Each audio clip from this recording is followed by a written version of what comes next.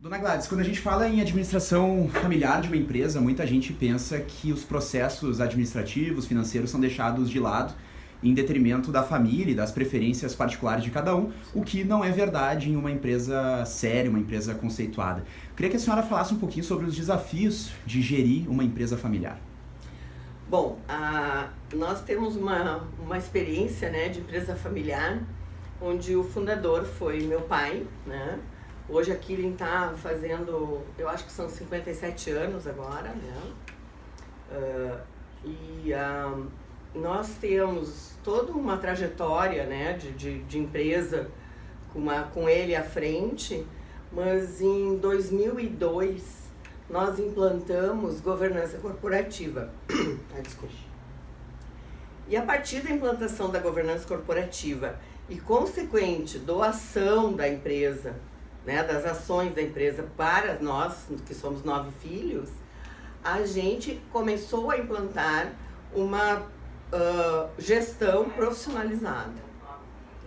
Então nós saímos de um processo, digamos assim, de uma empresa familiar em que tinha algumas até, digamos, bem gerida, o caso não é dizer que ela não era bem gerida, mas ela tinha outra distribuição de donos, né, que era o meu pai e os seus sócios, para passar a ser uma empresa gerida por 9 sócios em partes iguais, que sou eu e meus irmãos. Um deles é o pai da Geraldine, meu irmão mais velho, que esteve à frente muitos anos da empresa, né, foi o braço direito do pai. E a partir desta gestão profissionalizada, dentro dos parâmetros de governança corporativa que prega o IBGC, a gente instituiu o Conselho de Família, a separação que eu considero fundamental numa empresa familiar, que a gente considera a separação dos 3 círculos, que é família, sociedade e empresa. Essa gestão de uma empresa familiar, a partir do momento que tu compreende essa separação de empresas familiares, família, qual é o papel da família, qual é o papel da sociedade, que são os acionistas, e qual é o papel dos gestores, a partir do momento que tu cria essa divisão e cada um entende seus papéis, fica muito mais fácil e muito mais profissionalizada a gestão. Pois é, e a senhora me comentou agora que são 9 irmãos. É Sim. Uma família grande. Grande. Como é que se dá essa relação? No início, né, nós passamos um ano sendo preparados com a ajuda de uma consultoria externa para, digamos, aprender a sermos sócios. Porque até então nós éramos irmãos, nós tínhamos alguns que trabalhavam na empresa, né? Não se consideravam donos da empresa. A empresa sempre foi a empresa do pai. A gente veio falando isso, né? Eu e a Geraldine, no caminho, a gente comenta muito, era a empresa do Celestino. Alguns filhos trabalhavam na empresa, mas ninguém se considerava dono ou herdeiro daquela empresa.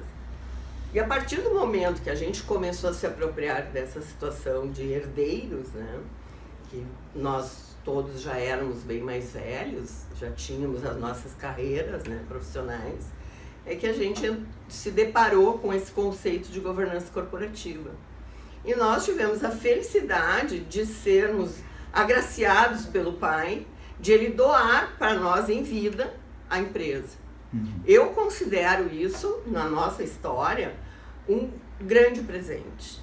A maioria das empresas familiares, os filhos herdam após a morte dos pais. O que gera, às vezes, muito conflito. Muito conflito, exatamente. Então, o que nós tivemos? Nós tivemos a felicidade dos nossos pais nos dizerem: bom, se vocês nos prometerem não brigar, nós doamos para vocês as nossas. Então, eles nos doaram, não só a empresa, mas todos os bens que eles tinham, né, que não eram muitos bens, mas enfim, tudo para nós.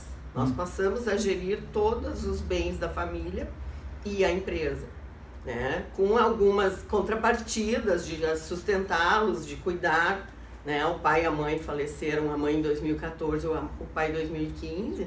Então, de 2002 até a morte deles, eles tiveram uma vida tranquila, feliz, porque nós estávamos cuidando dos negócios. Eu considero isso, digamos assim, uma lucidez, né, dos nossos pais, e foi o que fez que a gente conseguisse se preparar para ter uma gestão profissionalizada. Claro, e aqui a gente está com a presença da Geraldine também, que é a terceira parte da família. A terceira geração da família. Geraldine, como é que tu encara essa gestão familiar e, ao contrário da dona Gladys, tu já vem se preparando há um bom tempo para isso? Como é que é essa questão? Sim, a gente também, acho que faz 17, 18 anos, né, Gladys? Que a gente vem se preparando. Eu sou a neta, a segunda mais velha, então somos 18 netos, certo? Então a gente vem se preparando também com consultoria externa, diversos tipos de trabalho. No início, muito mais focado em relacionamento, focado em a gente conseguir ter relações entre primos, tios, pais, avós, mas foi durante alguns anos mais focado nisso. E depois, então, a gente começou uma preparação profissional. Nós já tivemos uma grande caminhada com diversas consultorias, cada vez focada em alguma área dessas de preparação de sucessão, né, para os herdeiros. Perfeito. E falando sobre mercado, o que dá para dizer sobre o momento atual do mercado aqui no Brasil e, claro, o papel da empresa de vocês num cenário nacional? Bom, a Killing é uma empresa, então, falando um pouquinho, né, da empresa, a Killing é uma empresa gaúcha, né, nasceu em Novo Hamburgo. Hoje ela atua ela é uma empresa química e atua em 2 segmentos, adesivos e tintas. Na área de adesivos, nós trabalhamos em toda a América Latina e somos o principal fornecedor de adesivos para calçado. A maioria dos tênis que a gente usa, provavelmente os sapatos que nós estamos usando, provavelmente são colados com a nossa cola, né? Trabalhamos com outras áreas também, moveleira, bastante em colchões, né? Somos maioria também dos colchões a gente trabalhamos inclusive com bancos de veículos na América Latina, né?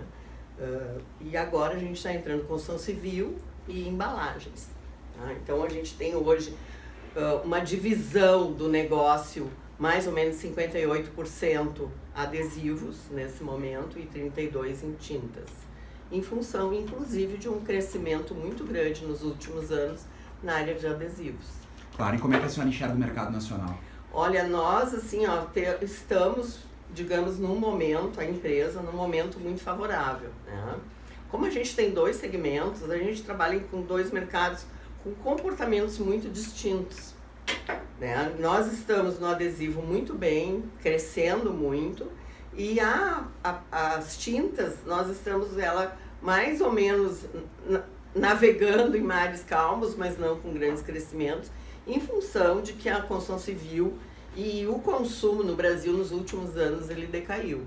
Está voltando a construção civil e provavelmente nós vamos voltar também a ver novos resultados, né? Mas assim, toda a indústria de tintas não é uma característica da Killing propriamente dita, todo o segmento. A gente teve nos últimos 3, 4 anos uma estagnação em função da economia no Brasil. Mas a gente já vê isso, uma reação, né? A partir do momento que a indústria da construção civil volta a ser uma indústria, né, efervescente novamente, nós vamos ter um bom mercado. E ela já começou a aparecer.